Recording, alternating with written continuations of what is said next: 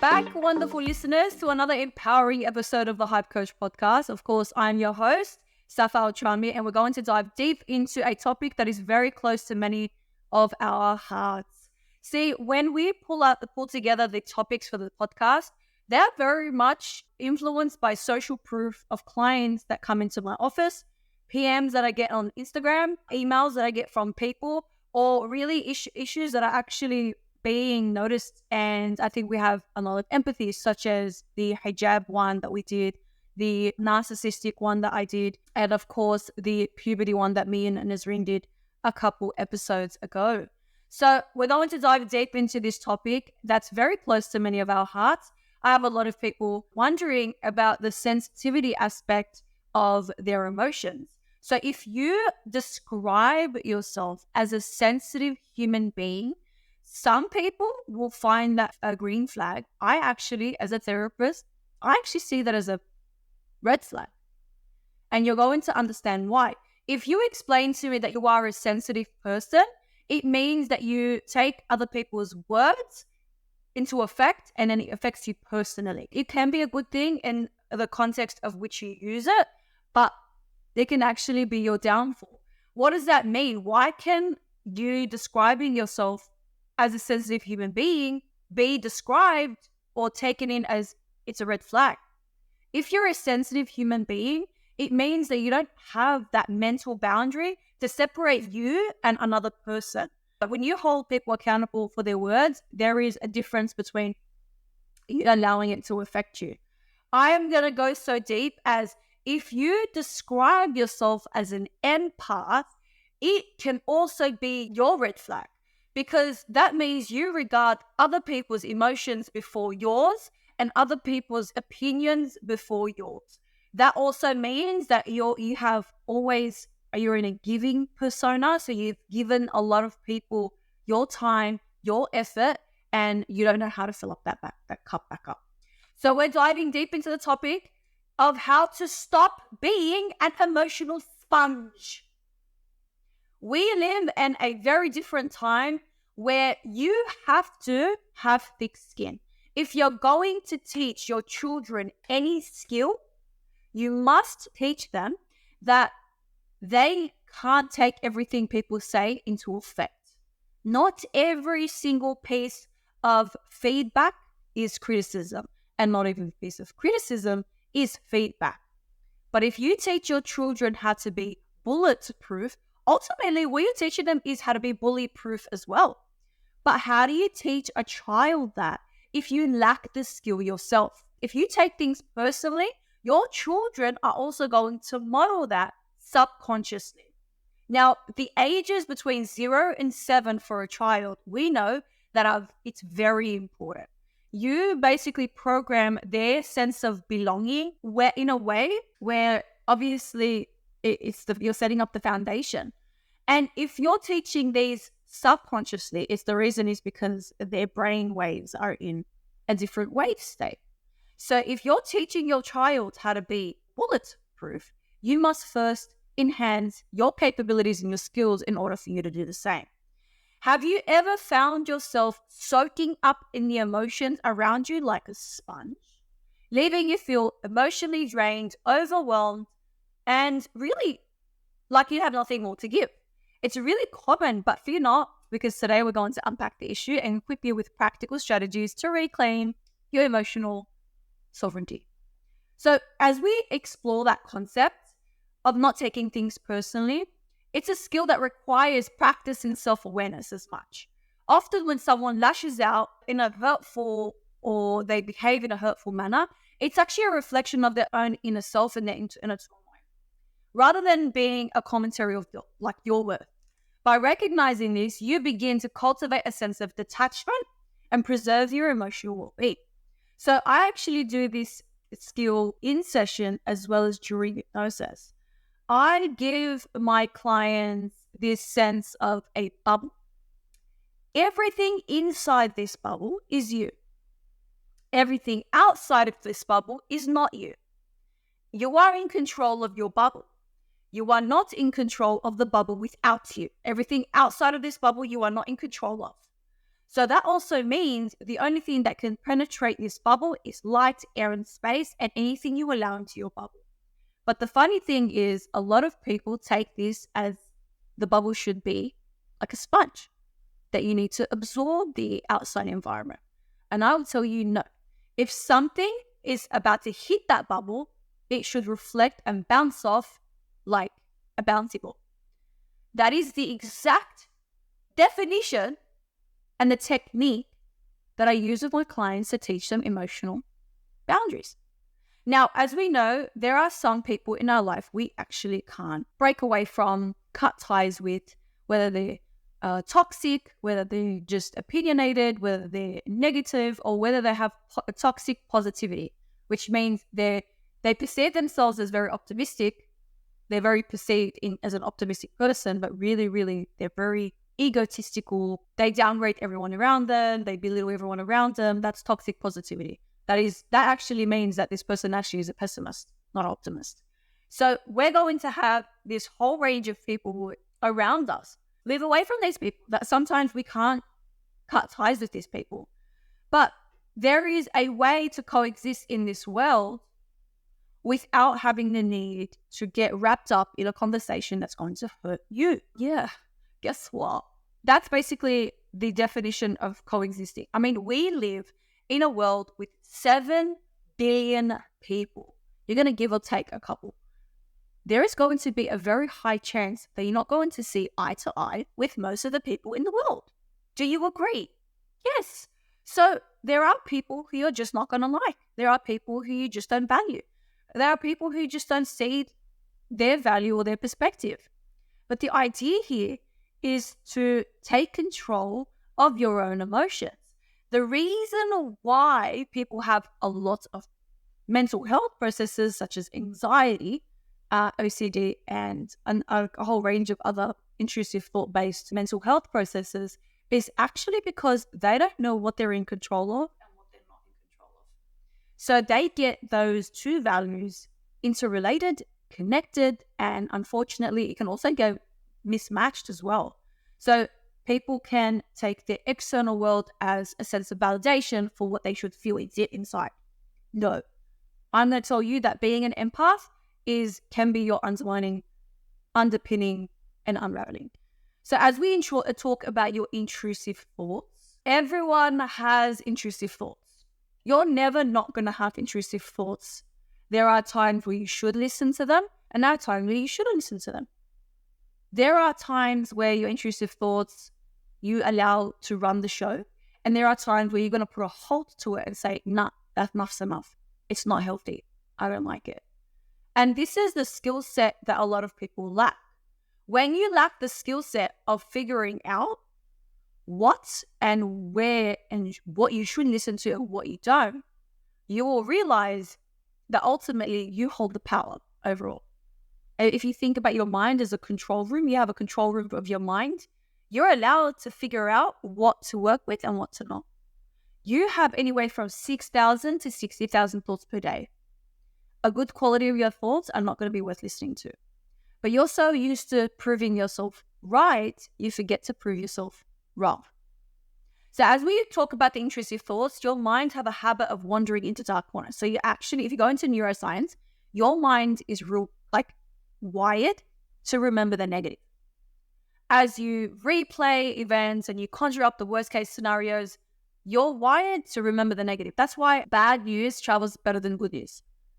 And on Instagram and TikTok and social media, that's why content that is controversial does better, because people are wired to pay attention to the negative rather than the positive.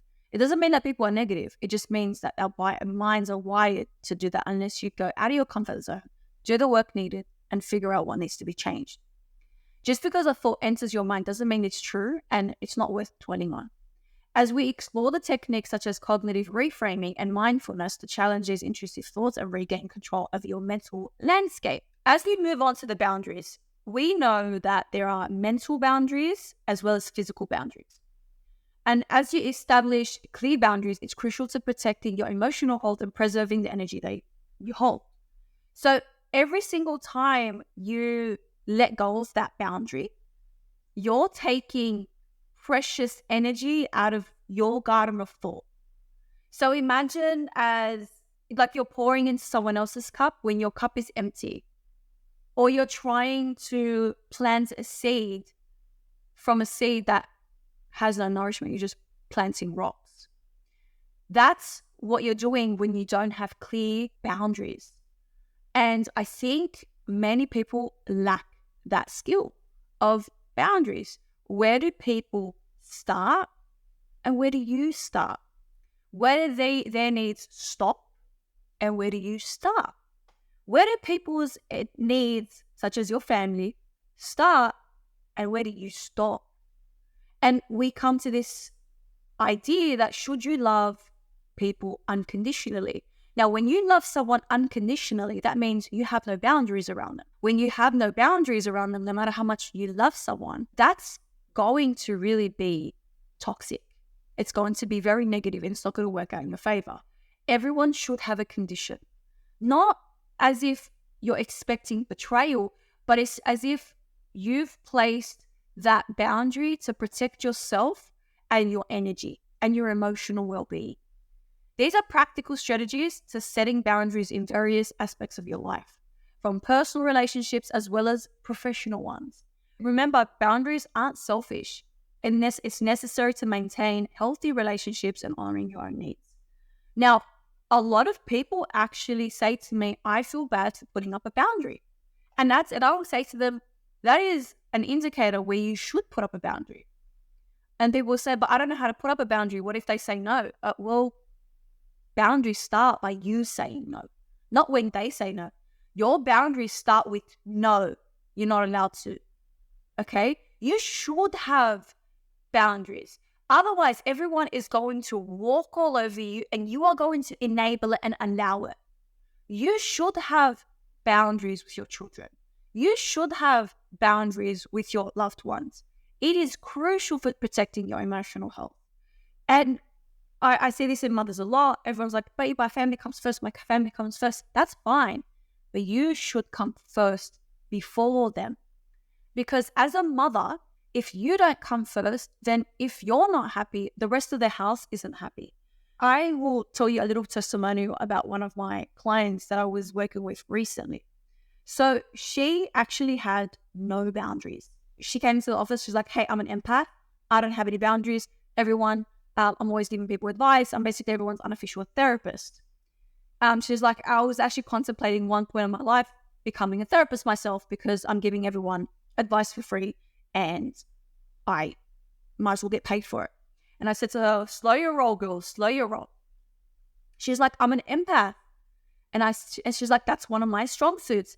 And I said to her, and where is it not working for you? She was like, well, I find that I'm just not enough. Everything that I do is just not enough for my family. I'm always coming up somewhere short. I'm always irritated, angry, overstimulated, and the list goes on. And I said to her, well, that's where your sense of being an empath can be unhelpful. And it took her a while to just take a step back. If you're an empath, what that tells me is, if you describe yourself as an empath, one, it told me that you think it's part of your personality, thus it's not changeable. Two, it tells me that you lack boundaries unless you've done the work needed. And three, it tells me that there's a red flag somewhere and you're crying out for help, and then you know that somewhere it is you're undermining and underpinning and unraveling. You should have boundaries. Boundaries is actually not selfish. They're necessary. You should have boundaries. And where we go back, okay, well, how do I have boundaries? It's all about that bubble. Think about that bubble again. Create that sense of a bubble. You should love everyone conditionally. Because if you love everyone unconditionally, people are going to walk all over you. There is a sense of, okay, not, people are like, I can't trust everyone. Okay, you can't trust everyone, but it's not that everyone can't be trusted. It's that everyone shouldn't be trusted. So there are people in your life that you can have trust with, but not everyone in your life is worth trusting.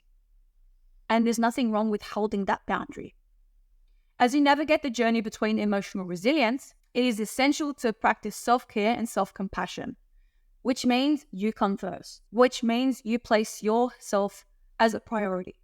If you think of us like kind of cups, And then we're pouring into our children's cup, and then we're pouring into our husband's cup and pouring into our mother's cup. And if you're a teenager, you're pouring into everyone else's cup, making sure everyone's okay. And if you're an older daughter and have older daughter syndrome, you have over responsibility. So you're pouring into everyone else's, such as your parents, you're being parentified, and you're going to really, really run dry. The problem is that you lack the emotional boundary. You don't have to go, okay, well, before I pour into that person's cup, I need to place myself into my cup. I need to make sure that I'm okay. I need to make sure that it's all good. That's what I need to do. And that's what having emotional resilience is. And here's the thing. In life, you are going to be betrayed. You are going to have misloyal friends. You are going to have someone misplace your trust, because it's all part of growth. It's all part of building that emotional resilience. Not everything is a stab in the back. I seen a video saying that I feel like my life is a Sims game, and I feel like someone's taking the piss out of my life. And then here's the thing. If you kept getting sucker punched by life, it's because life is squeezing you, and then after they squeeze, it's going to expand. When life squeezes you and squeezes every single ounce of you, it means that your resilience level is just about to rise. It might take a little bit of time, but you're supposed to grow. And whether you help yourself through it or help other people through it, that is ultimately your choice. When you take the time for yourself, it's all through meditation, journaling, engaging in hobbies that you enjoy, and it's crucial for recharging your batteries and replenishing your emotional needs. So venting, going to therapy, having nice walks, doing things that you love, these are all ways that you can replenish your vitals. But a prevention is better than a cure. So if you hold that emotional boundary and take that step back before life gets hard, then you're not gonna have an issue as much as you would.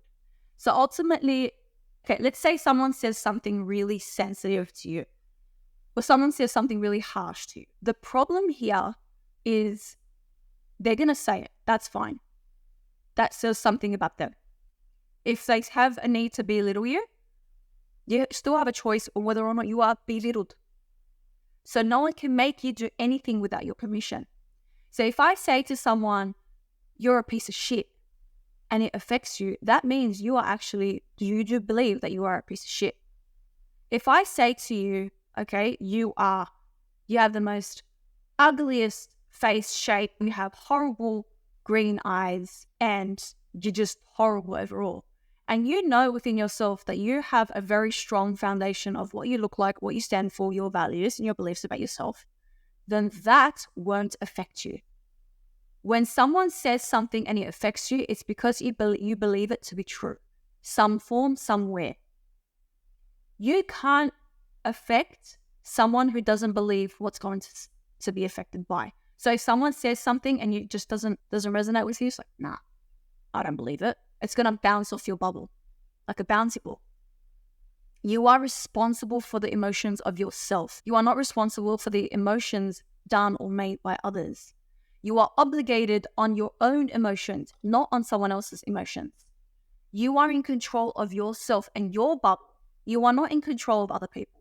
You cannot control anyone outside of your bubble, but you can influence. So think about it this way. I did this exercise from my last event.